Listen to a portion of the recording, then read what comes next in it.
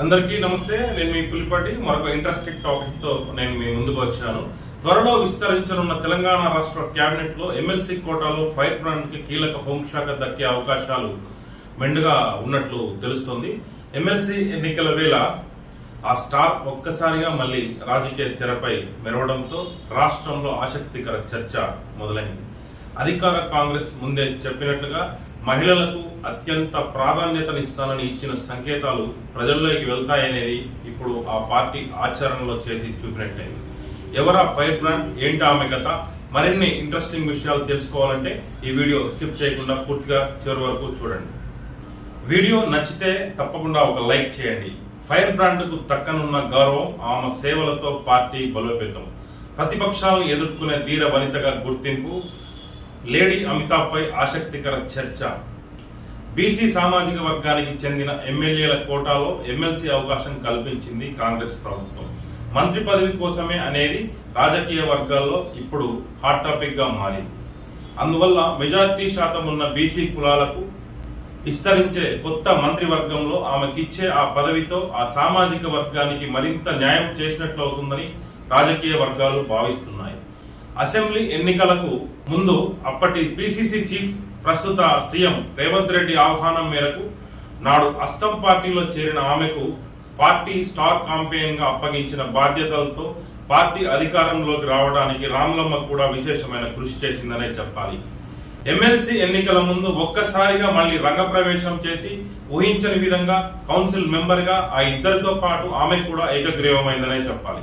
ఈ మేరకు సామాజిక వర్గాల వారీగా అధిష్టానం ఎంపిక చేసిన విజయశాంతికి అద్దంకి దయాకర్, శంకర్ నాయకులు, CM Revanth Reddy, PCC chief Mahesh Kumar Goud, రాష్ట్ర మంత్రులు పార్టీ పెద్దల సమక్షంలో సోమవారం ఆనవాయితీగా నామినేషన్లు వేశారు.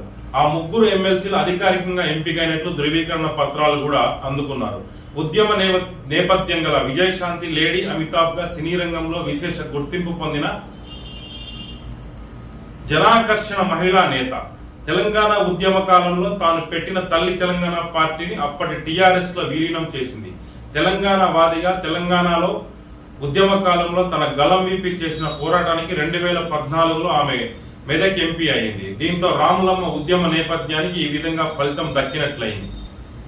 ఉమ్మడి వరంగల్ జిల్లాలో బీసీ వర్గాలకు చెందిన రాములమ్మ సేవలను ఏఐసీసీ అధిష్టానం గుర్తించి కష్టకాలంలో స్టార్ క్యాంపెయినర్ గా విజయవంతమైన పాత్ర పోషించినందుకు పార్టీ ఆమెను ఈ విధంగా అందలమెక్కించింది. రాష్ట్ర పార్టీ వ్యవహారాల ఇన్ఛార్జి మీనాక్షి నటరాజన్ రావడంతో ఇంతకాలం అజ్ఞాతంగా ఉన్న విజయశాంతి పేరు ఒక్కసారిగా అనూహ్యంగా తెరపైకి వచ్చింది. ఇప్పుడున్న పరిస్థితుల్లో ధీటుగా ప్రధాన ప్రతిపక్షాన్ని సమర్థవంతంగా ఎదుర్కోగల సత్తా, ధీర వనిత ఆమె. లిక్కర్ కుంభకోణంలో కేసీఆర్ తన ఎమ్మెల్సీ కవితకు చెక్ పెట్టగల నేతగా ఫైర్ బ్రాండ్ రాములమ్మని హస్తం పార్టీ భావించింది. విజయశాంతి విషయంగా ఆలస్యమైన సరైన సమయంలో తీసుకున్న సరైన నిర్ణయమని, రేపు పార్టీ పటిష్టానానికి ఇదే కీలకమని అధిష్టానం తలంచింది. స్థానిక ఎన్నికల్లో సత్తా చాటుకోమని ఎమ్మెల్సీలు అయిన స్టార్ కంపెనీర్ విస్తరించే మంత్రివర్గంలో ఇప్పటి వరకు ఖాళీగా ఉన్న అర్హమైన ఆమెకు హోం మంత్రిత్వ శాఖ దక్కుతుందని పార్టీ వర్గాలు భావిస్తున్నాయి. ఎమ్మెల్సీగా నామినేషన్ వేసిన అనంతరం పదవి ఉన్నా లేకపోయినా పార్టీ పటిష్టానికి పాటుపడతానని, తనకు 2023లో ఎమ్మెల్సీ ఇస్తానన్న అధిష్టానం ఇప్పుడు ఈ విధంగా హామీ నిలుపుకున్నదని రాములమ్మ మీడియాకు తెలిపారు. ఇక ప్రతిపక్ష బీఆర్ఎస్ ఆటలు సాగవని కూడా ఆమె హెచ్చరించారు. ఈ నెల 12 నుంచి అసెంబ్లీ సమావేశాలు ప్రారంభమైన విషయం తెలిసిందే. బడ్జెట్ ఆమోదం అనుసరించాల్సిన వ్యూహాలు, మంత్రివర్గ విస్తరణపై అధిష్టానాన్ని సంప్రదించే పనిలో సీఎం రేవంత్ రెడ్డి ఉన్నారు.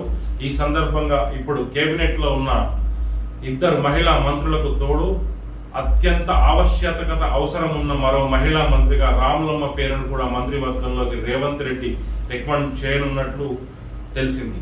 కుల గణన ప్రకారం రాష్ట్రంలో మెజారిటీ శాతం ఉన్న బీసీలు, అందుకు తోడు మహిళ అయిన రాములమ్మకు హోంశాఖ కేటాయిస్తే బీసీలకు మరింత గౌరవాన్నిచ్చినట్లు అవుతుందని సీఎం రేవంత్ రెడ్డితో పాటు మంత్రివర్గం కూడా ఆలోచన చేసింది.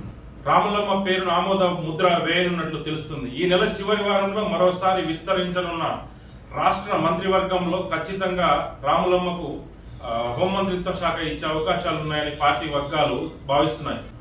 ఒకవేళ ఫైర్ బ్రాండ్ కు ఆ పదవి వరిస్తే ఖచ్చితంగా తనకున్న అనుభవంతో మరింత రాణించడమే కాకుండా ఆ శాఖలో గుణాత్మక సంస్కరణలు తీసుకొచ్చి బీఆర్ఎస్ ఆగడాలకు ఆమె ద్వారా చెక్ పెట్టినట్లు అవుతుందని కాంగ్రెస్ వర్గాలు భావిస్తున్నాయి. మరొక ఇంట్రెస్టింగ్ టాపిక్ తో మళ్ళీ కలుద్దాం. చూస్తూనే ఉండండి వై7 న్యూస్.